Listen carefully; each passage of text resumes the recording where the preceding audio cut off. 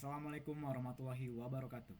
Saya Rahil Aditya Saputra dengan NIM 1249210099.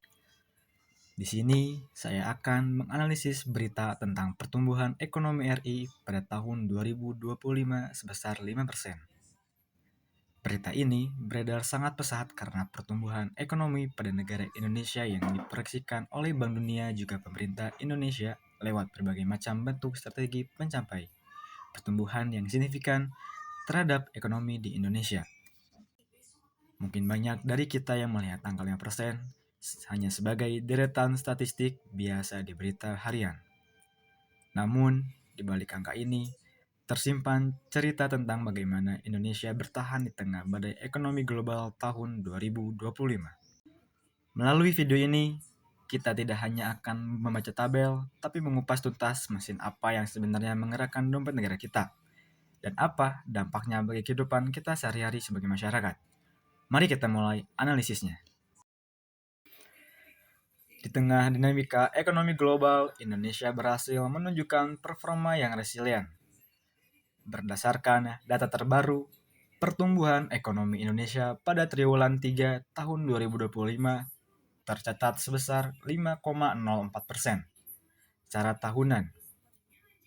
Meskipun angka ini sedikit melandai dibandingkan triwulan 2 tahun 2025 yang mencapai 5,12%. Secara kumulatif dari awal tahun hingga triwulan 3, ekonomi kita masih kokoh tumbuh di angka 5,01%.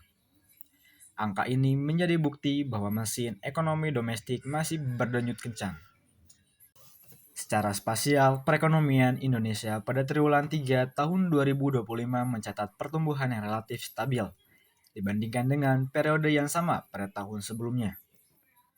Kelompok provinsi di Pulau Jawa tetap menjadi kontributor utama terhadap perekonomian, dengan kontribusi sebesar 56,68% terhadap PDB nasional, serta mencatat pertumbuhan ekonomi sebesar 5,17%. Namun, pertanyaannya, apa rahasia di baliknya dan tantangan apa yang sedang mengintai di depan mata? Jika kita melihat data distribusi PDB menurut lapangan usaha, terlihat jelas siapa bintang utama dalam ekonomi kita. Sektor industri pengolahan tetap menjadi kontributor terbesar dengan pangsa pasar mencapai 19,15%. Sektor ini tumbuh di atas rata-rata nasional, yakni sebesar 5,54%, yang didorong oleh lonjakan ekspor hasil industri makanan dan melesatnya industri logam dasar hingga 18,62%. Hilirisasi nikel dan besi baja terbukti menjadi kunci resiliensi kita. Yang kedua, sektor pertanian mengalami performa positif yang signifikan dengan kontribusi sebesar 14,35%.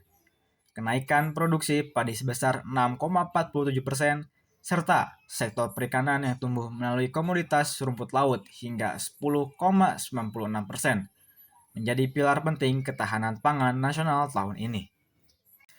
Selain manufaktur, sektor jasa dan perdagangan juga tidak kalah lincah. Yang pertama, perdagangan berkontribusi sebesar 13,19% terhadap PDB.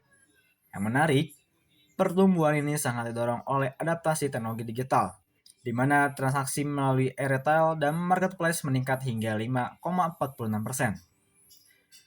Yang kedua, informasi dan komunikasi.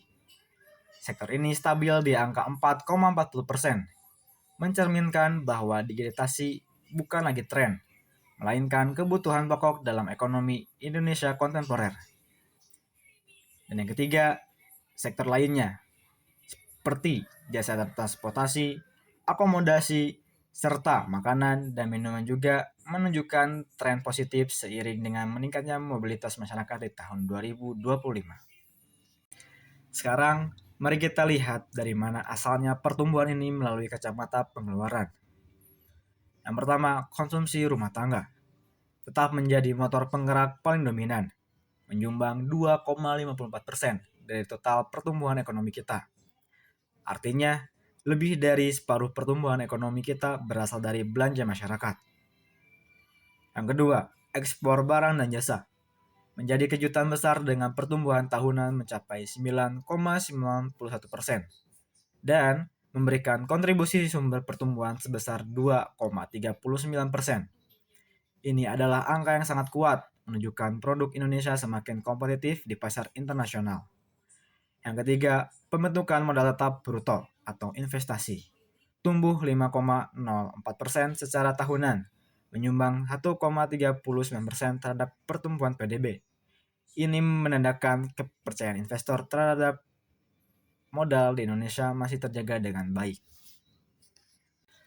Pada triwulan 3 tahun 2025, kelompok provinsi di Pulau Jawa masih mendominasi struktur perekonomian Indonesia secara spasial, dengan kontribusi sebesar 56,68% terhadap PDB nasional. Posisi berikutnya ditempati oleh kelompok provinsi di Pulau Sumatera dengan kontribusi 22,42%, diikuti oleh Pulau Kalimantan 8,02%, Pulau Sulawesi 7,36%, kelompok Pulau Bali dan Nusa Tenggara 2,83%, serta kelompok Pulau Maluku dan Papua 2,69%. Secara spasial, perekonomian Indonesia pada triwulan 3 tahun 2025 menunjukkan kinerja pertumbuhan di sebagian besar wilayah, kecuali Provinsi Papua Tengah dan Provinsi Papua Barat.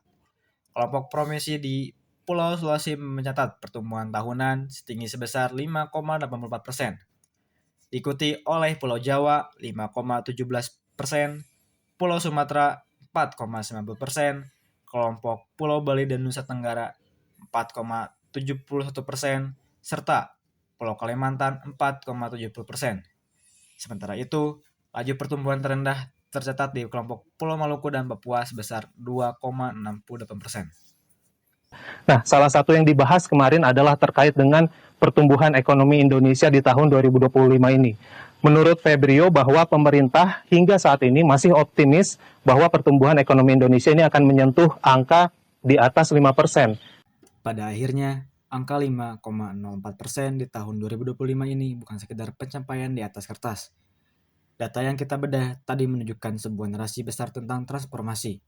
Indonesia sebuah negara besar dengan ribuan perbedaan geografis dan ratusan aneka budaya bersatu membangun cita-cita sebagai negara yang berkeadilan bagi seluruh bangsa dan mampu bersaing serta sejajar dengan peradaban dunia. Pertumbuhan pesat di wilayah seperti Sulawesi yang mencapai 5,84% memberikan harapan baru tentang pemerataan ekonomi yang selama ini kita cita-citakan.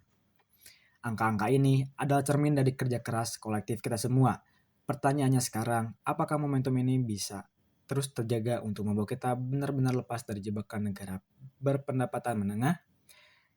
Saya ingin tahu pendapat teman-teman semua setelah melihat data tadi. Apakah kalian merasa optimis dengan arah ekonomi kita sisa di tahun 2020 ini?